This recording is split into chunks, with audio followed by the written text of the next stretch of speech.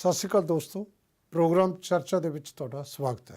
ਜਿਸ ਤਰ੍ਹਾਂ ਤੁਸੀਂ ਜਾਣਦੇ ਹੋ ਕਿ ਇਸ ਪ੍ਰੋਗਰਾਮ ਦੇ ਵਿੱਚ ਹਰ ਰੋਜ਼ ਅਸੀਂ ਇੱਕ ਨਵਾਂ ਵਿਸ਼ਾ ਲੈ ਕੇ ਉਸ 'ਤੇ ਚਰਚਾ ਕਰਦੇ ਹਾਂ। ਅੱਜ ਸਾਡਾ ਵਿਸ਼ਾ ਹੈ ਲੱਚਰ ਗਾਇਕੀ। ਲੱਚਰ ਗਾਇਕੀ ਲਈ ਕੌਣ ਜ਼ਿੰਮੇਵਾਰ ਹੈ? ਗਾਇਕ ਗਾਉਣਾ ਚਾਹੁੰਦਾ ਹੈ ਜਾਂ ਮਿਊਜ਼ਿਕ ਡਾਇਰੈਕਟਰ ਇਸ ਪਾਸੇ ਲੈ ਕੇ ਜਾਂਦਾ ਹੈ, ਜਾਂ ਲਿਖਣ ਵਾਲਾ ਜਿਹੜਾ ਗੀਤਕਾਰ ਹੈ ਉਹ ਲੱਚਰ ਗਾਣੇ ਲਿਖਦਾ ਹੈ, ਅਸ਼ਲੀਲ ਗਾਣੇ ਲਿਖਦਾ ਹੈ, ਤਾਂ ਗਾਇਕ ਗਾਉਂਦੇ ਨੇ। ਇਹ ਵੀ ਸਾਨੂੰ ਨਿਰਣਾ ਕਰਨਾ ਪਊਗਾ ਕਿ ਕੌਣ ਜ਼ਿੰਮੇਵਾਰ ਹੈ। ਕਿ ਸੁਣਨ ਵਾਲੇ ਜ਼ਿੰਮੇਵਾਰ ਨੇ? ਜੇ ਸੁਣਨ ਵਾਲੇ ਸੁਣਦੇ ਨੇ ਤਾਂ ਹੀ ਲਿਖਣ ਵਾਲੇ ਲਿਖਦੇ ਨੇ, ਤਾਂ ਹੀ ਗਾਉਣ ਵਾਲੇ ਗਾਉਂਦੇ ਨੇ। ਕੀ ਇਸ ਤਰ੍ਹਾਂ ਤਾਂ ਨਹੀਂ? ਤੇ ਜਾਂ ਚੈਨਲ ਆਪਣੀ TRP ਵਧਾਉਣ ਲਈ ਇਸ ਤਰ੍ਹਾਂ ਦੀ ਗਾਇਕੀ ਨੂੰ ਜਿਹੜਾ ਪ੍ਰਮੋਟ ਕਰਦੇ ਨੇ। ਆਖਰ ਇਹ ਇਸ ਪਾਸੇ ਕਿਉਂ ਅਸੀਂ ਜਿਹੜਾ ਹੈ ਜਾ ਰਹੇ ਹਾਂ? ਅਸੀਂ ਉਸ ਤਰ੍ਹਾਂ ਦੇ ਗਾਣੇ ਕਿਉਂ ਜ਼ਿਆਦਾ ਆ ਰਹੇ ਨੇ ਕਿ ਜਿਨ੍ਹਾਂ ਦੇ ਵਿੱਚ ਨਸ਼ੇ ਪ੍ਰਮੋਟ ਹੋ ਰਹੇ ਨੇ, ਜਿਨ੍ਹਾਂ ਦੇ ਵਿੱਚ ਹਥਿਆਰ ਪ੍ਰਮੋਟ ਹੋ ਰਹੇ ਨੇ, ਦੋਹਰੇ ਅਰਥ ਜਿਨ੍ਹਾਂ ਦੇ ਵਿੱਚ ਹੋਣ। ਇਸ ਕਿਸਮ ਦੀ ਅਸ਼ਲੀਲਤਾ ਵਾਲੇ ਜਿਹੜੇ ਗਾਣੇ ਨੇ, ਇਹਨਾਂ ਲਈ ਜ਼ਿੰਮੇਵਾਰੀ ਕਿਸ ਦੀ ਹੋਵੇ? ਇਹ ਵਿਸ਼ੇ 'ਤੇ ਅੱਜ ਅਸੀਂ ਚਰਚਾ ਕਰਨੀ ਹੈ। ਅਤੇ ਇਸ 'ਤੇ ਚਰਚਾ ਕਰਨ ਲਈ ਅੱਜ ਸਾਡੇ ਸਟੂਡੀਓ ਦੇ ਵਿੱਚ ਕੁਝ ਦੋਸਤ ਆਏ ਨੇ। ਮੇਰੇ ਨਾਲ ਬੈਠੇ ਨੇ ਡਾਕਟਰ ਸੁਮੰਗਲ ਅਰੋੜਾ, ਪੇਸ਼ੇ ਵਜੋਂ ਡਾਕਟਰ ਨੇ ਲੇਕਿਨ ਬਹੁਤ ਅੱਛਾ ਗਾਉਂਦੇ ਨੇ। ਅਤੇ ਨਾਲ ਪੰਜਾਬ ਦੇ ਪ੍ਰਸਿੱਧ ਮਿਊਜ਼ਿਕ ਡਾਇਰੈਕਟਰ ਹਰਜੀਤ ਗੁੱਡੂ ਸਾਡੇ ਨਾਲ ਨੇ, ਅਤੇ ਪੰਜਾਬੀ ਗੀਤਕਾਰ ਜਿਨ੍ਹਾਂ ਦੇ ਗਾਣੇ ਬਹੁਤ ਸਾਰੇ ਨਵੇਂ ਗੀਤਕਾਰਾਂ ਨੇ, ਗਾਇਕਾਂ ਨੇ ਗਾਏ ਨੇ। ਹਰੀਸ਼ ਪਟਿਆਲ ਵੀ ਸਾਡੇ ਨਾਲ ਨੇ। ਤੁਹਾਡਾ ਸਭ ਦਾ ਸਵਾਗਤ ਹੈ ਜੀ ਇਸ ਪ੍ਰੋਗਰਾਮ ਦੇ ਵਿੱਚ। ਗੁੱਡੂ ਜੀ, ਜਿਸ ਤਰ੍ਹਾਂ ਮੈਂ ਗੱਲ ਕਰ ਰਿਹਾ ਸੀ, ਤੁਸੀਂ ਬਹੁਤ ਸਾਰੇ ਜਿਹੜੇ ਗਾਇਕਾਂ ਨੂੰ, ਉਹਨਾਂ ਦੇ ਗਾਣਿਆਂ ਨੂੰ ਤੁਸੀਂ ਮਿਊਜ਼ਿਕ ਦਿੱਤਾ, ਗਾਇਕਾਂ ਨੂੰ ਪ੍ਰਮੋਟ ਕੀਤਾ, ਸਭ ਕੁਝ ਹੋ ਰਿਹਾ। ਬਹੁਤ ਲੰਬੇ ਸਮੇਂ ਤੋਂ ਤੁਸੀਂ ਜਿਹੜਾ ਹੈ ਕੰਮ ਕਰ ਰਹੇ ਹੋ। ਇਹ ਜਿਹੜੀ ਜਿੱਥੋਂ ਆਪਾਂ ਪਹਿਲਾਂ ਇਹ ਨਿਰਣਾ ਹੀ ਕਰ ਲਈਏ ਵੀ ਲੱਚਰ ਗਾਇਕੀ ਜਿਹਨੂੰ ਅਸੀਂ, ਜਾਂ ਜਿਸ ਨੂੰ ਨਵਜੋਤ ਸਿੰਘ ਸਿੱਧੂ ਇਹ ਕਹਿ ਰਿਹਾ ਕਿ ਅਸੀਂ ਇੱਕ ਸੱਭਿਆਚਾਰ ਕਮਿਸ਼ਨ ਬਣਾ ਕੇ ਇਸ ਨੂੰ ਖਤਮ ਕਰਾਂਗੇ, ਤਾਂ ਇਹ ਸਾਰਾ ਕੁਛ ਜਿਹੜਾ ਇਹ ਪੰਜਾਬ 'ਚ ਅੱਜ ਕੱਲ੍ਹ ਇਹਦੀ ਚਰਚਾ ਚੱਲ ਰਹੀ ਹੈ। ਆਖਰ ਹੈ ਕੀ ਲੱਚਰ ਗਾਇਕੀ? ਉਸ ਤੋਂ ਅੱਗੇ ਵਧਾਂਗੇ ਵੀ ਕੌਣ ਜ਼ਿੰਮੇਵਾਰ ਹੈ। ਲੱਚਰ ਗਾਇਕੀ ਮੇਰੇ ਹਿਸਾਬ ਦੇ ਨਾਲ ਵਾਲੀਆ ਸਾਹਿਬ, ਕਿਸੇ ਵੀਡੀਓ ਦੇ ਵਿੱਚ ਨੰਗੇਜਪਨ ਦੇਖਣਾ ਤੇ ਵਰਡਿੰਗ ਦੇ ਵਿੱਚ, ਲੇਖਣੀ ਦੇ ਵਿੱਚ ਕੁਝ ਗਲਤ, ਯਾਨੀ ਕਿ ਨਸ਼ਿਆਂ ਬਾਰੇ ਜਾਂ ਕਿਸੇ ਕੁੜੀ ਬਾਰੇ ਆਪਾਂ ਗਲਤ ਭਾਵ ਦਰਸਾਉਣੇ, ਤੇ ਇਹਨੂੰ ਮੇਰੇ ਖਿਆਲ ਨਾਲ ਲੱਚਰ ਗਾਇਕੀ ਕਹਾਂਗੇ ਆਪਾਂ। ਵਿੱਚ ਹਥਿਆਰਾਂ ਦੀ ਗੱਲ ਕਰਨੀ, ਸ਼ਰਾਬ ਦੀ ਗੱਲ ਕਰਨੀ, ਨਸ਼ਿਆਂ ਦੀ ਗੱਲ ਕਰਨੀ, ਤੇ ਕੁੜੀ ਬਾਰੇ ਉਲਟ ਪੜੰਗ ਬੋਲਣਾ। ਤਾਂ ਜਦੋਂ ਤੁਸੀਂ ਇਹ ਕਰਦੇ ਹੋ, ਤੁਸੀਂ ਮਿਊਜ਼ਿਕ ਡਾਇਰੈਕਟਰ ਹੋ, ਹਾਂਜੀ, ਤੇ ਤੁਹਾਡੇ ਕੋਲ ਕੋਈ ਲੈ ਕੇ ਆਉਂਦਾ ਗਾਣਾ, ਗਾਇਕ ਕਹਿੰਦਾ ਕਿ ਇਹਦਾ ਮਿਊਜ਼ਿਕ ਬਣਾਓ, ਆਹ ਮੈਂ ਗੀਤ ਗਾਉਣਾ ਹੈ, ਤੇ ਉਹਦੇ ਵਿੱਚ ਕਿਉਂਕਿ ਉਹਨੇ ਤੁਹਾਨੂੰ ਪੇ ਵੀ ਕਰਨਾ, ਉਹਦੇ 'ਚ ਆਹੀ ਸਾਰੀਆਂ ਗੱਲਾਂ ਨੇ ਕਿ ਉਹ ਨੰਗੇਜ਼ਬਾਦ ਵੱਲ ਵੀ ਹੈ, ਉਹ ਹਥਿਆਰਾਂ ਨੂੰ ਵੀ ਪ੍ਰਮੋਟ ਕਰ ਰਿਹਾ, ਉਹ ਨਸ਼ਿਆਂ ਨੂੰ ਵੀ ਪ੍ਰਮੋਟ ਕਰ ਰਿਹਾ, ਉਹ ਕਹਿ ਰਿਹਾ ਕਿ ਮੁੱਕ ਗਈ ਫੀਮ ਡੱਬੀ 'ਚੋਂ ਯਾਰੋ, ਤੇ ਤੁਸੀਂ ਫਿਰ ਉਸ ਨੂੰ ਜਵਾਬ ਦੇ ਦਿੰਦੇ ਹੋ ਜਾਂ ਕੀ ਕਰਦੇ ਹੋ? ਦੇਖੋ ਜੀ, ਮੈਂ ਆਪਦੀ ਗੱਲ ਕਰਦਾ। ਮੈਂ ਮਿਊਜ਼ਿਕ ਕੀਤਾ ਹੈ, ਬਹੁਤ ਐਲਬਮਸ ਦੇ ਵਿੱਚ ਬਹੁਤ ਗਾਣੇ ਬਣਾਏ ਨੇ ਮੈਂ, ਤੇ ਮੇਰੇ ਖਿਆਲ 100 ਦੇ ਐਲਬਮ ਦੇ ਨੇੜੇ ਤੇੜੇ ਮੈਂ ਐਲਬਮਸ ਕੀਤੀਆਂ ਨੇ ਮਿਊਜ਼ਿਕ ਦੀਆਂ ਜੀ। ਮੈਂ ਆਪਦੀ ਗੱਲ ਕਰਦਾ, ਮੈਂ ਤਾਂ ਜਵਾਬ ਦੇ ਦੇਣਾ ਜੀ, ਕਿਉਂਕਿ ਮੈਂ ਖੁਦ ਵੀ TV ਅੱਗੇ ਬੈਠ ਕੇ ਲੱਚਰ ਗੀਤ ਦੇਖ ਨਹੀਂ ਸਕਦਾ। ਅੱਛਾ। ਹਾਲਾਂਕਿ ਮੇਰੇ ਪ੍ਰੋਫੈਸ਼ਨ ਦੇ ਉੱਤੇ ਬਹੁਤ ਫਰਕ ਪੈਂਦਾ। ਜੇ ਮੈਂ ਜਵਾਬ ਦੇਵਾਂਗਾ ਕਿਸੇ ਸਿੰਗਰ ਨੂੰ ਵੀ ਮੈਂ ਯਾਰ ਇਹ ਗੀਤ ਨਹੀਂ ਕਰਨਾ, ਮੇਰੀ ਪ੍ਰੋਫੈਸ਼ਨ, ਮੇਰਾ ਕੰਮ ਘਟੂਗਾ। ਬਿਲਕੁਲ, ਠੀਕ ਹੈ ਨਾ ਜੀ, ਮੇਰਾ ਬਿਜ਼ਨਸ ਘਟ ਜਾਊਗਾ। ਮੈਨੂੰ ਤਾਂ ਕਰ ਦੇਣਾ ਚਾਹੀਦਾ ਵੀ ਕੋਈ ਵੀ ਆਵੇ ਗੀਤ, ਪਰ ਨਹੀਂ ਜੀ, ਮੇਰੀ ਆਪਣੀ ਜ਼ਮੀਰ ਨਹੀਂ ਮੰਨਦੀ। ਤੁਸੀਂ ਉਹਨੂੰ ਜਵਾਬ ਦੇ ਦਿੰਦੇ ਹੋ? ਮੈਂ ਦਿੰਦਾ ਹੀ, ਹਾਂ। ਬਈ ਇਹ ਕਿਸ ਕਿਸਮ ਦੇ ਨਵੇਂ ਮੁੰਡੇ ਜ਼ਿਆਦਾ ਲੈ ਕੇ ਆਉਂਦੇ ਨੇ ਇਹ ਜਿਹੇ ਗਾਣੇ, ਜਾਂ ਪੁਰਾਣੇ ਗਾਇਕ ਵੀ ਆਉਂਦੇ ਨੇ? ਨਵੇਂ ਵੀ ਨੇ ਜੀ, ਵਿੱਚ ਪੁਰਾਣੇ ਵੀ ਨੇ ਜੀ। ਦੇਖੋ, ਇਹ ਕੋਈ ਵੀ ਹੋ ਸਕਦਾ, ਆਪਾਂ ਨਵੇਂ ਪੁਰਾਣੇ ਦੀ ਗੱਲ ਨਹੀਂ। ਨਵੇਂ ਕੁਝ ਜ਼ਿਆਦਾ ਇਦਾਂ ਦਾ ਕਰਦੇ ਨੇ, ਯਾਨੀ ਕਿ ਨਸ਼ਿਆਂ ਬਾਰੇ ਜਾਂ ਹਥਿਆਰਾਂ ਬਾਰੇ, ਕੁੜੀਆਂ ਬਾਰੇ। ਅੱਛਾ, ਨਵਾਂ ਟ੍ਰੈਂਡ ਜਿਹੜਾ ਹੈ ਨਵੇਂ ਮੁੰਡਿਆਂ 'ਚ ਜ਼ਿਆਦਾ ਹੈ। ਹਾਂਜੀ, ਨਵੇਂ ਜ਼ਿਆਦਾ। ਆਪਾਂ ਨਵਾਂ ਮੁੰਡਾ ਆਪਣੇ ਨਾਲ ਬੈਠਾ ਡਾਕਟਰ ਸੁਮੰਗਲ ਅਰੋੜਾ, ਇਹਨਾਂ ਤੋਂ ਪੁੱਛਦੇ ਹਾਂ, ਕਿਉਂ ਜੀ ਤੁਸੀਂ ਗਾਉਂਦੇ ਹੋ, ਤੁਸੀਂ ਕਿਉਂ ਨਹੀਂ? ਤੁਸੀਂ ਵੀ ਤਾਂ ਪ੍ਰਮੋਟ ਹੋ ਸਕਦੇ ਸੀ, ਤੁਹਾਨੂੰ ਵੀ ਗੁੱਡੂ ਜੀ ਕਹਿ ਸਕਦੇ ਨੇ ਵੀ ਇਹ ਗਾਓ। ਤੁਸੀਂ ਕਿਸ ਤਰ੍ਹਾਂ ਦੇ ਗਾਣੇ ਗਾਉਂਦੇ ਹੋ? ਜਾਂ ਮੇਰਾ ਸਿੱਧਾ ਸਵਾਲ ਤੁਹਾਨੂੰ ਹੈ ਕਿ ਲੱਚਰ ਗਾਇਕੀ ਲਈ ਜ਼ਿੰਮੇਵਾਰ ਗਾਇਕ ਨੇ ਜਾਂ ਕੋਈ ਕੌਣ ਹੈ? ਵਾਲੀਆ ਸਾਹਿਬ ਜੀ, ਪਹਿਲੇ ਤਾਂ ਜਦੋਂ ਮੈਂ ਆਵਾਜ਼ ਪੰਜਾਬ ਦੀ ਟਾਈਟਲ ਜਿੱਤਿਆ ਸੀ ਜੀ, ਤੇ ਉਸ ਤੋਂ ਬਾਅਦ ਤੁਹਾਨੂੰ ਪਤਾ ਇੱਕ ਚਿਹਰਾ ਲਾਈਮਲਾਈਟ 'ਚ ਹੁੰਦਾ ਹੈ ਜੀ, ਬਿਲਕੁਲ। ਤੇ ਹਰ ਇੱਕ ਇਹੀ ਕਹਿੰਦਾ ਯਾਰ ਕੋਈ ਗੀਤ ਕਰੋ, ਕੋਈ ਗਾਣਾ ਕਰੋ, ਵਧੀਆ ਜਿਹਾ ਗਾਣਾ ਕਰੋ, ਵੀ ਤੁਸੀਂ ਹੁਣ ਤੁਹਾਡੇ ਕੋਲ ਮੌਕਾ ਹੈਗਾ ਅੱਗੇ ਆਉਣ ਦਾ। ਜੀ। ਤੇ ਉਸ ਟਾਈਮ ਮੈਨੂੰ ਵਕਤ ਯਾਦ ਹੈ ਕਿ ਜਦੋਂ ਮੈਨੂੰ ਇਹ ਟਾਈਟਲ ਮਿਲਿਆ ਸੀ, ਇਹਦੀ ਸੰਭਾਲ ਰੱਖਣੀ ਵੀ ਬਹੁਤ ਵੱਡੀ ਚੀਜ਼ ਹੈ। ਜੇ ਤੁਹਾਨੂੰ ਪੰਜਾਬ ਦੇ ਪ੍ਰਸਿੱਧ ਗਾਇਕਾਂ ਵੱਲੋਂ ਜਨਾਬ ਹੰਸਰਾਜ ਹੰਸ ਜੀ ਵੱਲੋਂ ਮੈਡਮ ਜਸਪਿੰਦਰ ਨੂਰਲਾ ਜੀ ਵੱਲੋਂ ਐਡਾ ਵੱਡਾ ਅਹੁਦਾ ਦਿੱਤਾ ਗਿਆ ਤੇ ਉਸ ਦੀ ਸੰਭਾਲ ਕਰਨੀ ਵੀ ਬਹੁਤ ਜ਼ਰੂਰੀ ਹੈ। ਤੇ ਉਸ ਟਾਈਮ ਮੇਰੇ ਅੰਦਰ ਇੱਕ ਆਵਾਜ਼ ਬੋਲ ਰਹੀ ਸੀ, ਯਾਰ ਅੱਜ ਮੈਂ ਇਹ ਗੀਤ ਗਾ ਕੇ ਮੈਨੂੰ ਪਤਾ ਮੈਂ ਹਿੱਟ ਹੋ ਵੀ ਜਾਊਂਗਾ, ਸ਼ਾਇਦ ਮੈਂ ਨਾ ਵੀ ਹੋਵਾਂ, ਬਟ ਹਿੱਟ ਹੋਣ ਦੇ ਚਾਂਸ ਮੇਰੇ ਜ਼ਿਆਦਾ ਸੀ ਕਿਉਂਕਿ ਉਦੋਂ ਲਾਈਮਲਾਈਟ ਮਿਲੀ ਹੋਈ ਸੀ, ਪੂਰਾ ਮੇਰਾ ਸਰਕਲ ਬਣਿਆ ਹੋਇਆ ਸੀ, ਬਟ ਮੇਰਾ ਅੰਦਰੋਂ ਮੇਰੀ ਆਤਮਾ ਨਹੀਂ ਮੰਨੀ ਜੀ। ਤੇ ਮੈਂ ਐਸਾ ਗੀਤ ਪਕੜਿਆ ਵੀ ਉਹ ਆਵਾਜ਼ ਪੂਰੇ ਦੇਸ਼ ਨਹੀਂ ਪੂਰੇ ਵਿਦੇਸ਼ਾਂ ਤੱਕ ਉਸਦੀ ਆਵਾਜ਼ ਆਵੇ, ਔਰ ਉਹ ਮੈਂ ਮੁੱਦਾ ਚੱਕਿਆ ਧੀਆਂ ਦੇ ਉੱਪਰ, ਟੂ ਸੇਵ ਗਰਲ ਚਾਈਲਡ। ਤੇ ਉਹਦੇ ਉੱਪਰ ਮੈਂ ਆਪਣੇ ਫਾਈਨੈਂਸਿਸ ਦੇ ਲਗਾ ਕੇ ਮੈਂ ਪੂਰਾ ਉਹਦਾ ਵੀਡੀਓ ਬਣਾਇਆ, ਪੂਰਾ ਸਾਰਾ ਕੁਝ ਕੀਤਾ। ਮੈਂ ਹੀ ਤੁਹਾਨੂੰ ਕਹਿ ਰਿਹਾ, ਇੱਕ ਜਿਹੜਾ ਜ਼ਿੰਮੇਵਾਰ ਹੈ ਉਹ ਸਿਰਫ ਔਰ ਸਿਰਫ ਕਲਾਕਾਰ ਹੈ, ਕਲਾ ਖੁਦ ਹੈ, ਖੁਦ ਕਲਾਕਾਰ ਹੈ। ਸੀ ਹਾਂਜੀ, ਜੇ ਤੁਸੀਂ ਚਾਹੁੰਦੇ ਜਾਂ ਸ਼ਾਰਟਕਟ ਜਿਹੜਾ ਹੈ, ਹਾਂਜੀ ਹਾਂਜੀ ਬਿਲਕੁਲ, ਜੇ ਤੁਸੀਂ ਆਪਣਾ ਪੰਜਾਬ ਜਿੱਤੇ ਤਾਂ ਬਹੁਤ ਸਾਰੇ ਲੋਕ ਫਿਲਮਾਂ 'ਚ ਵੀ ਆ ਗਏ। ਬਿਲਕੁਲ ਬਿਲਕੁਲ, ਜਿਵੇਂ ਗੁੱਡੂ ਜੀ ਕਹਿ ਰਹੇ ਸੀ ਤੁਹਾਨੂੰ ਸਟੂਡੀਓ 'ਚ ਆਉਣ ਤੋਂ ਪਹਿਲਾਂ ਸੁਖਣਾ ਚੰਗੇ ਸੋਹਣੇ ਲੱਗਦੇ ਹੋ, ਹੀਰੋ ਆ ਸਕਦੇ ਸੀ। ਤੇ ਹਰੀਸ਼ ਪਟਿਆਲਵੀ ਜੀ, ਤੁਸੀਂ ਤਾਂ ਇਹੋ ਜਿਹੇ ਗਾਣੇ ਲਿਖਦੇ ਹੋ, ਤੁਸੀਂ ਲੜਾਈਆਂ ਕਰਾਉਣੇ ਹੋ ਜੱਟਾਂ ਦੀਆਂ, ਔਰ ਤੁਸੀਂ ਲਲਕਾਰੇ ਮਰਵਾਉਣੇ ਹੋ ਦਾਰੂ ਪੀ ਕੇ, ਇਸ ਕਿਸਮ ਦੇ ਗੀਤ ਕਿਉਂ ਲਿਖਦੇ ਹੋ? ਸਰ, ਅਸਲ ਦੇ ਵਿੱਚ ਗੀਤ ਕਿਸੇ ਵੀ ਸੱਭਿਆਚਾਰ ਦਾ ਅਨਖਿੜਵਾਂ ਅੰਗ ਹੁੰਦਾ ਹੈ। ਮੈਂ ਸਮਝਦਾ ਵੀ ਜਿਸ ਤਰ੍ਹਾਂ ਦਾ ਸਾਡਾ ਕਲਚਰ ਹੈ, ਜਿਸ ਤਰ੍ਹਾਂ ਦਾ ਸਾਡਾ ਸੱਭਿਆਚਾਰ ਹੈ, ਉਸੇ ਤਰ੍ਹਾਂ ਦੇ ਗੀਤ ਨੇ ਜਿਹੜੇ ਉਹ ਲਿਖੇ ਜਾਂਦੇ ਨੇ, ਤੇ ਉਸੇ ਤਰ੍ਹਾਂ ਦੇ ਗੀਤ ਸਿੰਗਰ ਰਿਕਾਰਡ ਵੀ ਕਰਾਉਂਦੇ ਨੇ ਤੇ ਚੈਨਲਾਂ ਦੇ ਵੀ ਚੱਲਦੇ ਨੇ। ਜੇ ਆਪਾਂ ਲੱਚਰ ਗਾਇਕੀ ਦੀ ਗੱਲ ਕਰੀਏ ਤਾਂ ਮੈਂ ਸਮਝਦਾ ਵੀ ਇਹਦੇ ਲਈ ਇਕੱਲਾ ਗਾਇਕ, ਕੰਪਨੀ ਜਾਂ ਵੀਡੀਓ ਡਾਇਰੈਕਟਰ ਜਾਂ ਗੀਤਕਾਰ ਜ਼ਿੰਮੇਵਾਰ ਨਹੀਂ। ਇਹਦੇ ਵਿੱਚ ਸੁਣਨ ਵਾਲੇ ਸਾਡੇ ਸਰੋਤੇ ਨੇ, ਜਿਹੜੇ ਲੋਕ ਨੇ ਉਹ ਸੁਣਦੇ ਨੇ, ਉਹਨਾਂ ਗਾਇਕਾਂ ਦੇ ਉਹ ਅਖਾੜੇ ਵੀ ਲਗਾਉਂਦੇ ਨੇ, ਜਿਸ ਕਰਕੇ ਉਹਨਾਂ ਨੂੰ ਫਾਈਨੈਂਸ਼ੀਅਲੀ ਜਿਹੜੀ ਮਦਦ ਮਿਲਦੀ ਆ। ਸੋ ਜੇ ਆਪਾਂ ਸਾਰੀ ਗੱਲ ਨੂੰ ਇੱਥੇ ਰੱਖੀਏ ਕਿ ਇਸ ਲੱਚਰਤਾ ਦੇ ਲਈ ਇਕੱਲਾ ਇੱਕ ਬੰਦਾ ਕੋਈ ਜ਼ਿੰਮੇਵਾਰ ਨਹੀਂ। ਅਸਲ ਦੇ ਵਿੱਚ ਗੱਲ ਇਹ ਹੈ ਕਿ ਸਿਰ ਤੇ ਨਹੀਂ ਕੁੰਡਾ ਤੇ ਹਾਥੀ ਫੇਰੇ ਲੁੰਡਾ ਹੈ ਜੀ। ਸਿਰ ਤੇ ਕੁੰਡਾ ਤਾਂ ਹੈ, ਹੁਣ ਉਹ ਸਰਕਾਰ ਆ ਰਹੀ ਹੈ, ਬਣਾ ਰਹੀ ਹੈ, ਬਿਲਕੁਲ ਸੈਂਸਰ ਵੀ ਬਣੂਗਾ ਤੇ। ਲੇਕਿਨ ਮੈਂ ਪੁੱਛਣਾ ਚਾਹੁੰਦਾ ਕਿ ਜਦੋਂ ਜਿਹੜੀ ਤੁਸੀਂ ਗੱਲ ਕੀਤੀ, ਤੁਹਾਨੂੰ ਆ ਕੇ ਗਾਇਕ ਕੇ ਕਹਿੰਦੇ ਮੈਨੂੰ ਇਹੋ ਜਿਹਾ ਗੀਤ ਦੇ ਜੇ ਕੋਈ ਲਿਖਿਆ, ਤੇ ਮੰਗ ਕਰਦੇ ਨੇ?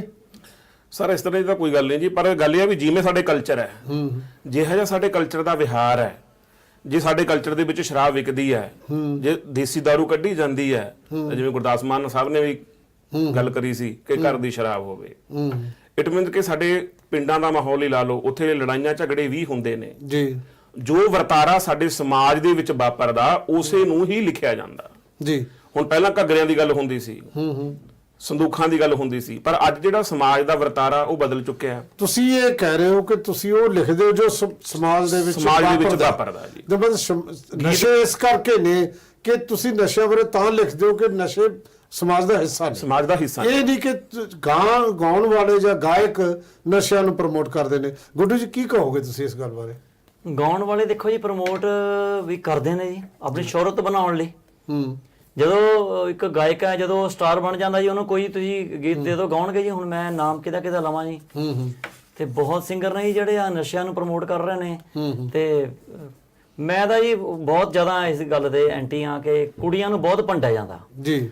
ਠੀਕ ਹੈ, ਚਲੋ ਦਾਰੂ ਵਾਲਾ ਵੀ ਗਲਤ ਹੈ, ਦਾਰੂ ਪੰਜਾਬ 'ਚ ਬਹੁਤ ਜ਼ਿਆਦਾ, ਸਭ ਤੋਂ ਜ਼ਿਆਦਾ ਪੰਜਾਬ 'ਚ ਵਿਕਦੀ ਆ ਦਾਰੂ। ਪਰ ਸਿੰਗਰਾਂ ਨੂੰ ਇਹ ਚਾਹੀਦਾ ਜੀ ਵੀ ਨਾ ਇਦਾਂ ਦੇ ਗੀਤ ਗਾਉਣ। ਜੇ ਰਾਈਟਰ ਤੁਹਾਡੇ ਕੋਲੇ ਕੋਈ ਲੈ ਕੇ ਵੀ ਆ ਰਿਹਾ, ਜਾਂ ਤੁਹਾਨੂੰ ਪ੍ਰੋਡਿਊਸਰ ਵੀ ਕਹਿ ਰਿਹਾ ਕਿ ਦਾਰੂ ਵਾਲਾ ਗੀਤ ਗਾਓ ਜੀ, ਠੀਕ ਹੈ, ਇਹ ਸਿੰਗਰ ਵੀ ਜ਼ਿੰਮੇਵਾਰ ਹੈ ਜੀ, ਸਿੰਗਰ ਨਾ ਵੀ ਕਰ ਸਕਦਾ ਹੈ ਨਾ ਜੀ।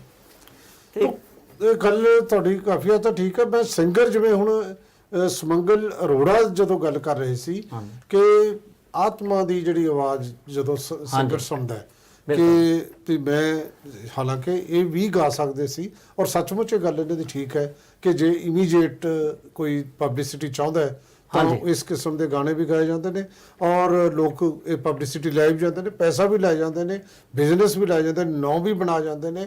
ਔਰ ਉਹ ਜਿਵੇਂ ਹਰੀਸ਼ ਪਟਿਆਲਵੀ ਜੀ ਕਹਿ ਰਹੇ ਨੇ ਕਿ ਉਹਨਾਂ ਦੇ ਖਾੜੇ ਵੀ ਲੱਗਦੇ ਨੇ ਇੱਥੇ, ਇਹਦੇ 'ਚ ਕੋਈ ਦੋ ਰਾਵਾ ਨਹੀਂ। ਲੇਕਿਨ ਫਿਰ ਮੈਂ ਉੱਥੇ ਆਉਣਾ ਕਿ ਇਹ ਜਿਹੜੀ ਆਤਮਾ ਦੀ ਆਵਾਜ਼ ਹੈ, ਇਹ ਕੌਣ ਸੁਣੇ? ਲੋਕ ਸੁਣ, ਸਿੰਗਰ ਸੁਣੇ ਗਾਇਕ ਸੁਣੇ, 뮤직 ਡਾਇਰੈਕਟਰ ਸੁਣੇ, ਇਹਦੇ ਚਰਚਾ ਕਰਾਂਗੇ, ਲੇਕਿਨ ਇਸ ਬ੍ਰੇਕ ਤੋਂ ਬਾਅਦ ਤੁਹਾਡਾ ਸਵਾਗਤ। ਬ੍ਰੇਕ ਤੇ ਜਾਣ ਤੋਂ ਪਹਿਲਾਂ ਜਿਵੇਂ ਗੱਲ ਚੱਲ ਰਹੀ ਸੀ ਕਿ ਆਖਰ ਯਾਰ ਜ਼ਿੰਮੇਵਾਰੀ ਕਿਸੇ ਦੀ ਤਾਂ ਹੈ ਨਾ। ਜੇ ਇਸ ਤਰ੍ਹਾਂ ਦੇ ਗੀਤ ਆ ਰਹੇ ਨੇ, ਜੇ ਅਸੀਂ ਫੈਮਿਲੀ 'ਚ ਬੈਠ ਕੇ ਨਹੀਂ ਦੇਖ ਸਕਦੇ, ਪਰਿਵਾਰ 'ਚ ਬੈਠ ਕੇ ਗੀਤ ਦੇਖਣਾ, ਉਹ ਗੀਤ ਜਿਹੜੇ ਪਿਓ ਤੇ ਧੀ ਇਕੱਠੇ ਬੈਠ ਕੇ ਨਹੀਂ ਦੇਖ ਸਕਦੇ, ਮਾਂ ਪੁੱਤ ਨਹੀਂ ਦੇਖ ਸਕਦੇ, ਭੈਣ ਭਰਾ ਨਹੀਂ ਦੇਖ ਸਕਦੇ, ਉਹ ਗੀਤਾਂ ਨੂੰ ਕੀ ਕਹਾਂਗੇ? ਅਸਲ ਮੇਰਾ ਖਿਆਲ ਡੈਫੀਨੇਸ਼ਨ ਤਾਂ ਉਹ ਹੈ ਲੱਚਰ ਗਾਇਕੀ ਦੀ, ਕਿ ਜਿਹੜਾ ਸਾਰਾ ਪਰਿਵਾਰ ਨਹੀਂ ਦੇਖ ਸਕਦਾ। ਤਾਂ ਮੈਂ ਫਿਰ ਇੱਕ ਵਾਰ ਸਵਾਲ ਕਰਦਾ ਡਾਕਟਰ ਸੁਮੰਗਲ ਅਰੋੜਾ ਨੂੰ। ਡਾਕਟਰ ਸਾਹਿਬ, ਇਸ ਕਿਸਮ ਦੇ ਗੀਤ ਤੁਸੀਂ ਕਹਿੰਦੇ ਹੋ ਕਿ ਚਲੋ ਤੁਸੀਂ ਨਹੀਂ ਗਾਏ, ਇਹ ਲੱਗਦਾ ਵੀ ਹੈ ਜੇ ਗਾਏ ਹੁੰਦੇ ਸਾਨੂੰ ਪਤਾ ਹੁੰਦਾ। ਇਹ ਤਾਂ ਇਹੋ ਜਿਹੀ ਹੈ, ਤਾਂ ਲੋਕਾਂ ਦੇ ਕਚਹਿਰੀ 'ਚ ਖੜੇ ਹੁੰਦੇ ਤੁਸੀਂ ਜਦੋਂ ਵੀ ਗਾਉਂਦੇ ਹੋ, ਉਹ ਤਾਂ ਲੋਕਾਂ, ਲੇਕਿਨ ਕਦੇ ਤੁਹਾਨੂੰ ਕਿਸੇ ਨੇ ਕਿਹਾ ਵੀ ਇਹੋ ਜਿਹੇ ਗਾਣੇ ਗਾਓ? ਵਾਲੀਆ ਸਾਹਿਬ, ਮੈਂ ਕੈਮਰੇ ਦੇ ਮੂਹਰੇ ਬੈਠਾ ਜੀ, ਮੈਂ ਕੁਝ ਗੱਲਾਂ ਜਿਹੜੀਆਂ ਪਰਦੇ 'ਚ ਰਹਿਣੀਆਂ ਚਾਹੀਦੀਆਂ, ਮੈਂ ਪਰਦੇ 'ਚ ਵੀ ਰੱਖਾਂਗਾ ਜੀ। ਜਿਹੜਾ ਮੇਰਾ ਦੌਰ ਹੈ ਨਾ, ਮੇਰਾ ਪ੍ਰਸਿੱਧ ਗਾਇਕਾਂ ਦੇ ਨਾਲ ਦੌੜ ਚੱਲਿਆ, ਕਿਉਂਕਿ ਮੈਂ ਹੁਣ ਤੋਂ ਨਹੀਂ ਆ। ਮੈਂ ਪਟਿਆਲੇ ਘਰਾਣੇ ਦੀ ਟ੍ਰੇਨਿੰਗ ਲਿੱਤੀ ਤੇ ਜਦੋਂ ਮੈਂ ਟਾਈਟਲ ਲੈ ਕੇ ਨਿਕਲਿਆ ਸੀ ਬਾਹਰ ਆਵਾਜ਼ ਪੰਜਾਬ ਦੀ ਦਾ, 1.5 ਸਾਲ ਇਹੀ ਚਰਚਾ ਚੱਲਦੀ ਰਹੀ ਬੜੇ ਕਲਾਕਾਰਾਂ ਦੇ ਨਾਲ। ਇੱਕ ਕਲਾਕਾਰ ਦਾ ਮੈਂ ਤੁਹਾਨੂੰ ਦੱਸਦਾ ਵਿਸ਼ਾ ਉਹਦੇ 'ਚ ਕੀ ਸੀਗਾ। ਉਸਨੇ 2-3 ਗਾਣੇ ਆਪਣੇ ਨਾਰਮਲ ਗਾਏ, ਕੋਈ ਉਹਦੇ 'ਚ ਲੱਚਰ ਨਹੀਂ ਸੀਗਾ। ਉਹ ਤੋਂ ਬਾਅਦ ਉਹਦੀ ਤੜਪਣ ਐਸੀ ਸੀ, ਉਹਦਾ ਮੈਨੂੰ ਫੋਨ ਆਇਆ, ਕਹਿੰਦਾ ਯਾਰ ਡਾਕਟਰ ਯਾਰ ਹੁਣ ਨਹੀਂ ਕਹਿੰਦਾ ਇਹੋ ਜਿਹੇ ਗੀਤ ਗਾਉਣੇ, ਕਹਿੰਦਾ ਹੁਣ ਤਾਂ ਕਹਿੰਦਾ ਬਸ ਕਹਿੰਦਾ ਹੁਣ ਇਹ ਗੀਤਾਂ ਨੂੰ ਕਹਿੰਦਾ ਪਟਾਰੀ 'ਚ ਬੰਦ ਕਰਕੇ ਆਪਾਂ ਇੱਕ ਪਾਸੇ ਰੱਖ ਦੇਣਾ, ਕਹਿੰਦਾ ਹੁਣ ਓਪਨ ਚੱਲਣਾ। ਕਹਿੰਦਾ ਮੈਨੂੰ ਉਹ ਵਕਤ ਯਾਦ ਹੈ, ਹੋਰ ਅੱਜ ਉਹ ਕਲਾਕਾਰ ਸਰੋਤਿਆਂ ਦੇ ਵਿੱਚ ਸੁਪਰ ਹਿੱਟ ਹੈ। ਤੇ ਕਿਹੜੇ ਗਾਣੇ ਗਾ ਰਹੇ ਹੋ? ਉਹ ਸਭ ਗਾਣੇ ਗਾ ਰਿਹਾ। ਤੇ ਕੋਈ ਨਾਮ ਲੈ ਸਕਦੇ ਹੋ ਉਹਦਾ, ਸਾਰੇ ਸੁਪਰ ਹਿੱਟ ਆ ਉਹ ਸਾਰੇ ਲੱਚਰ ਗਾਣੇ ਸਾਰੇ। ਫਿਰ ਗੱਲ ਤਾਂ ਉੱਥੇ ਹੀ ਆ ਗਈ ਨਾ। ਫਿਰ ਮੈਂ ਤੁਹਾਨੂੰ ਉਹੀ ਚੀਜ਼ ਦੱਸ ਰਿਹਾ ਵੀ ਜਿਹੜੀ ਲੱਚਰ ਗਾਇਕੀ ਹੈ, ਲੱਚਰ ਗਾਇਕੀ ਦੀ ਅੱਜ ਕੱਲ ਵੈਲਿਊ ਹੀ ਲੱਚਰ ਗਾਇਕੀ, ਮਤਲਬ ਸੁਪਰ ਹਿੱਟ ਉਹੀ ਹੁੰਦਾ ਹੈ। ਗੁੱਡੂ ਜੀ, ਹਾਂਜੀ ਸੁਪਰ ਹਿੱਟ ਉਹੀ ਹੁੰਦਾ ਹੈ ਜਿਹੜਾ ਨਹੀਂ ਜੀ, ਇਹ ਗੱਲ ਨਹੀਂ ਹੈਗੀ। ਮੈਂ ਤੁਹਾਨੂੰ ਦੱਸਦਾ, ਉਹ ਸਿਰਫ ਸ਼ਾਰਟ ਟਾਈਮ ਲਈ ਸੁਪਰ ਹਿੱਟ ਹੋਏਗਾ ਜੇ ਹੋਏਗਾ ਜੀ, ਥੋੜੇ ਟਾਈਮ ਲਈ ਹੋਏਗਾ, ਉਹਨੂੰ ਜ਼ਿਆਦਾ ਦੇਰ ਉਹਦੀ ਗੇਮ ਨਹੀਂ ਚੱਲਣੀ। ਦੇਖੋ, ਮੈਂ ਇੱਕ ਗੀਤ ਗਾਇਆ, ਮੈਂ ਤੁਹਾਨੂੰ ਆਪਦੀ ਗੱਲ ਦੱਸਦਾ, ਮੈਂ ਸਿੰਗਰ ਨਹੀਂ ਹੈਗਾ, ਮੈਂ 뮤직 ਡਾਇਰੈਕਟਰ ਹਾਂ ਜੀ। ਹੁਣ 2-4 ਦਿਨ ਪਹਿਲਾਂ ਮੈਂ ਇੱਕ ਆਪਣਾ ਗੀਤ ਪਾਇਆ ਆਪਣੇ YouTube ਚੈਨਲ ਤੇ ਜੀ, ਆਪ ਗਾ ਕੇ। ਵੈਸੇ ਮੈਂ ਵੀ ਗਾਉਂਦਾ ਰਿਹਾ ਜੀ ਪਹਿਲਾਂ ਕਾਲਜ ਟਾਈਮ, ਪਰ ਮੈਂ ਉਹ ਗੀਤ ਬਹੁਤ ਸਾਫ਼ ਸੁਥਰਾ ਗਾਇਆ। ਮੈਨੂੰ ਬਹੁਤ ਬੰਦਿਆਂ ਨੇ ਕਿਹਾ ਯਾਰ ਵੀ ਤੂੰ ਥੋੜਾ ਜਿਹਾ ਜਿਵੇਂ ਅੱਜ ਕੱਲ੍ਹ ਗਾਉਂਦੇ ਨੇ ਵੀ ਉਦਾਂ ਦਾ ਗਾਉਣਾ ਸੀਗਾ। ਮੈਂ ਕਿਹਾ ਵੀ ਨਹੀਂ, ਮੈਂ ਸ਼ੋਹਰਤ ਨਹੀਂ ਬਣਾਉਣੀ ਚਾਹੁੰਦਾ ਆਪਣੇ ਐਜ਼ ਸਿੰਗਰ, ਮੈਂ 뮤직 ਡਾਇਰੈਕਟਰ ਹੀ ਰਹਿਣਾ ਚਾਹੁੰਦਾ। ਉਹ ਘੱਟ ਟਾਈਮ ਲਈ ਸ਼ੋਹਰਤ ਬਣਾਉਣਾ ਚਾਹੁੰਦੇ ਨੇ ਜਿਹੜੇ ਇਦਾਂ ਦਾ ਗੀਤ ਗਾਉਂਦੇ ਨੇ ਜੀ ਲੱਚਰ। ਇਹਦੇ 'ਚ ਵਾਲੀਆ ਸਾਹਿਬ ਸਿੰਗਰ ਹੀ ਕਸੂਰਵਾਰ ਨਹੀਂ ਹੈ, ਇਕੱਲੇ ਰਾਈਟਰ, ਇੱਕ ਨੰਬਰ ਤੇ ਰਾਈਟਰ ਕਸੂਰਵਾਰ ਨੇ ਜੋ ਗਲਤ ਲਿਖਦੇ ਨੇ ਜੀ, ਚਾਹੇ ਉਹ ਦਾਰੂ ਬਾਰੇ ਹੈ ਚਾਹੇ ਹਥਿਆਰਾਂ ਬਾਰੇ ਜੀ। ਠੀਕ ਹੈ, ਜਿਹੜੇ ਹਥਿਆਰਾਂ ਵਾਲੇ ਗੀਤ ਗਾਉਂਦੇ ਨੇ ਜੀ, ਉਹਨਾਂ ਨੇ ਕਦੇ ਹਥਿਆਰ ਚਲਾ ਕੇ ਨਹੀਂ ਦੇਖਿਆ ਹੁੰਦਾ ਜੀ, ਨਾ ਰਾਈਟਰ ਨੇ ਚਲਾ ਕੇ ਦੇਖਿਆ ਹੁੰਦਾ ਕਦੇ, ਨਾ ਕਦੇ ਸਿੰਗਰ ਨੇ ਚਲਾ ਕੇ ਦੇਖਿਆ ਹੁੰਦਾ ਜੀ। ਤੇ ਉਹਨਾਂ ਨੇ ਸਿਰਫ ਮਾਹੌਲ ਖਰਾਬ ਕਰਨਾ ਹੁੰਦਾ ਲਿਖ ਕੇ, ਤੇ ਗਾਇਕ ਨੇ ਉਹਨੂੰ ਗਾ ਕੇ ਮਾਹੌਲ ਖਰਾਬ ਕਰਨਾ ਜੀ। ਵੈਸੇ ਇਹ ਗੱਲ ਜੇ ਆਪਾਂ ਹਰੀਸ਼ ਪਟਿਆਲਵੀ ਤੋਂ ਪੁੱਛੀਏ ਤੇ ਇਹ ਕਹਿੰਦੇ ਨੇ, ਜਿਵੇਂ ਬ੍ਰੇਕ ਤੇ ਜਾਣ ਤੋਂ ਪਹਿਲਾਂ ਤੁਸੀਂ ਕਹਿ ਰਹੇ ਸੀ ਕਿ ਜੋ ਸਮਾਜ 'ਚ ਵਾਪਰਦਾ ਉਹੀ ਲਿਖਦੇ ਆ। ਤੇ ਸਮਾਜ ਦੇ ਵਿੱਚ ਕੀ ਵਾਪਰ ਰਿਹਾ, ਤੁਸੀਂ ਕਹਿੰਦੇ ਹੋ ਕਚਹਿਰੀਆਂ 'ਚ ਮੇਲੇ ਲੱਗਦੇ, ਜੱਟ ਆਹ ਕਰ ਰਿਹਾ, ਜੱਟ ਉਹ ਕਰ ਰਿਹਾ, ਜੱਟ ਟੱਕਰੇ, ਜੱਟ ਤਾਂ ਯਾਰ ਖੁਦਕਸ਼ੀਆਂ ਕਰ ਰਿਹਾ, ਤੇ ਸਮਾਜ ਕੀ ਹੋ ਰਿਹਾ, ਤੇ ਲਿਖ ਤੁਸੀਂ ਕੀ ਰਹੇ ਹੋ, ਕੀ ਕਹੋਗੇ ਇਹਦੇ ਵਿੱਚ? ਕੱਲਾ ਇਸ ਦੇ ਅੰਗਰੇਜ਼ ਵੀ ਲਿਖ ਰਹੇ ਨੇ ਜੀ। ਜਿੱਦਾਂ ਇੱਕ ਟੀਵੀ ਤੇ ਗੀਤ ਚੱਲਦਾ ਸੀ, ਕਹਿੰਦਾ ਜਿਹੜਾ ਗੀਤਾਂ ਵਿੱਚ ਨਿੱਤ ਬੰਦੇ ਮਾਰਦਾ, ਜਿਹਨੂੰ ਡਰ ਨਹੀਂ ਉਹ ਭੋਰਾ ਸਰਕਾਰ ਦਾ, ਮੈਨੂੰ ਦੱਸਦਾ ਦਿਓ ਗਾਉਣ ਵਾਲੇ ਉਹ ਜੱਟ ਕਿਹੜੇ ਪਿੰਡ ਰਹਿੰਦਾ ਹੈ। ਮੇਰਾ ਕਹਿਣ ਦਾ ਮਤਲਬ ਇਹ ਹੈ ਵੀ ਕੱਲਾ ਇਹੀ ਨਹੀਂ ਹੈ ਕਿ ਸਿਰਫ ਇਸੇ ਤਰ੍ਹਾਂ ਦੇ ਗੀਤ ਲਿਖੇ ਜਾ ਰਹੇ ਨੇ ਜੀ।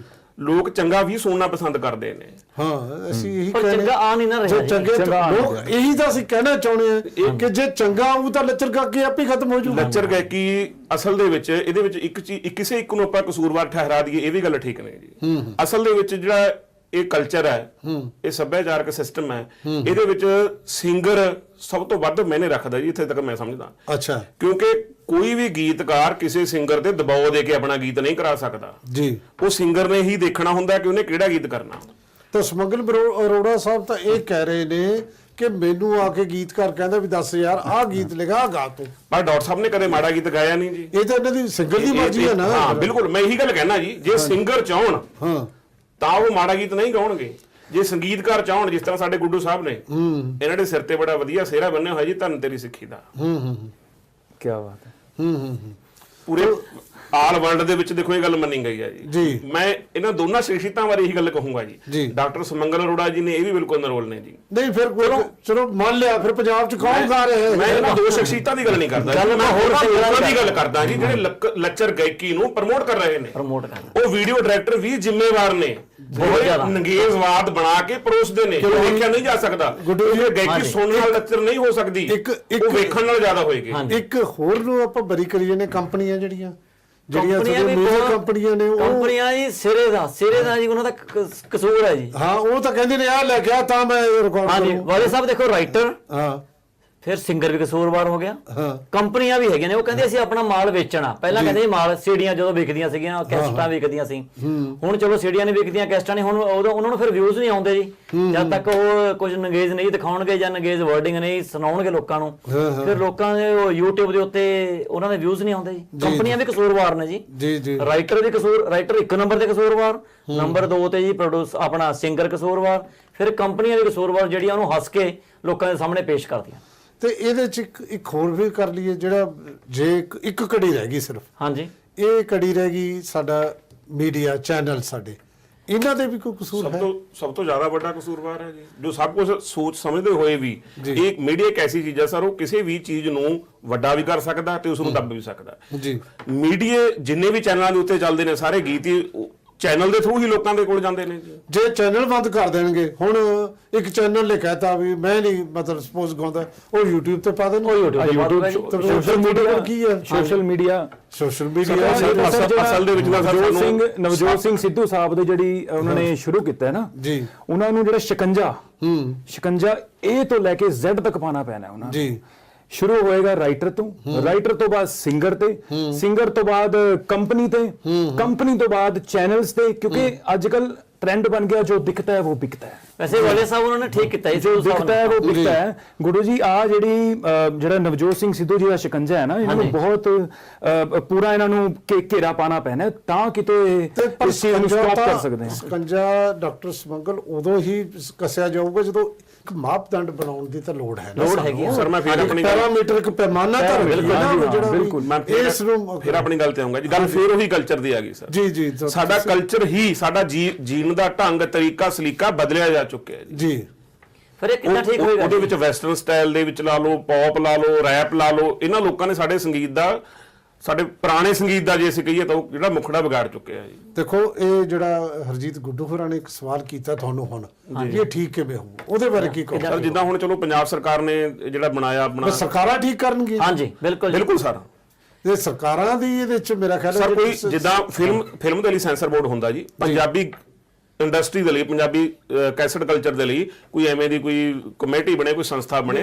ਤੁਹਾਨੂੰ ਸ਼ਾਇਦ ਇਸ ਗੱਲ ਦਾ ਪਤਾ ਜਾਂ ਇਲਮ ਹੋਏਗਾ, ਜੇ ਨਹੀਂ ਹੈ ਤਾਂ ਮੈਂ ਤੁਹਾਨੂੰ ਦੱਸ ਦਿੰਦਾ, ਜਿੰਨੀਆਂ ਵੀ ਪੰਜਾਬੀ ਵੀਡੀਓਜ਼ ਆਉਂਦੀਆਂ ਨੇ ਉਹ ਸੈਂਸਰ ਪਾਸ ਹੋ ਕੇ ਆਉਂਦੀਆਂ ਨੇ। ਸੈਂਸਰ ਬੋਰਡ ਦਾ ਕਸੂਰ ਹੈ।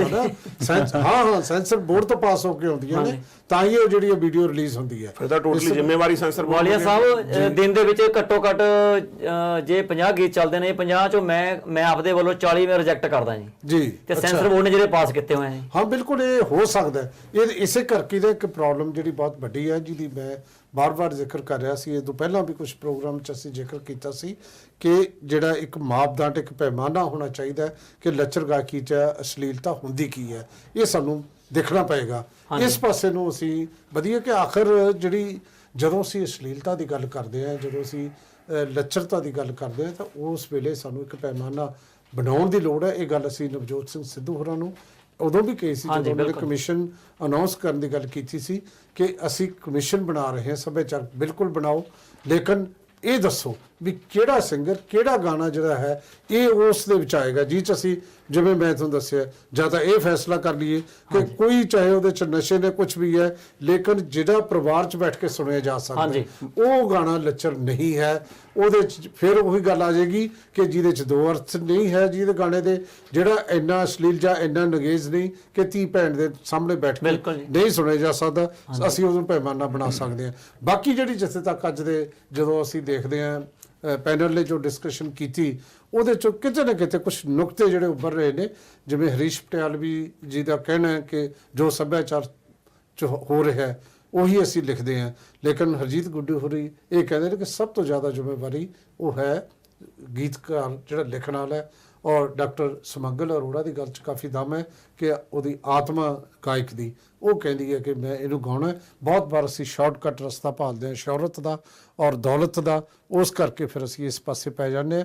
ਲੇਕਿਨ ਮੈਨੂੰ ਖੁਸ਼ੀ ਹੈ ਕਿ ਅੱਜ ਦੇ ਸਾਡੇ ਸਾਰੇ ਪੈਨਲਿਸਟ, ਭਾਵੇਂ ਉਹ ਗਾਇਕ ਹੈ ਸੁਮੰਗਲ ਅਰੋੜਾ, ਭਾਵੇਂ ਉਹ ਮਿਊਜ਼ਿਕ ਡਾਇਰੈਕਟਰ ਹੈ ਹਰਜੀਤ ਗੁੱਡੂ, ਭਾਵੇਂ ਲਿਖਣ ਵਾਲੇ ਨੇ ਹਰੀਸ਼ ਪਟਿਆਲ, ਵੀ ਸਾਰੇ ਆਪਣੇ ਆਪਣੇ ਖੇਤਰ ਦੇ ਵਿੱਚ ਇਹ ਇਸ ਪੱਖੋਂ ਬਚੇ ਹੋਏ ਨੇ।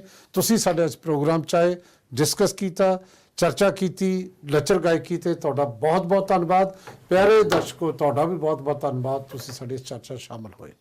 Thank you.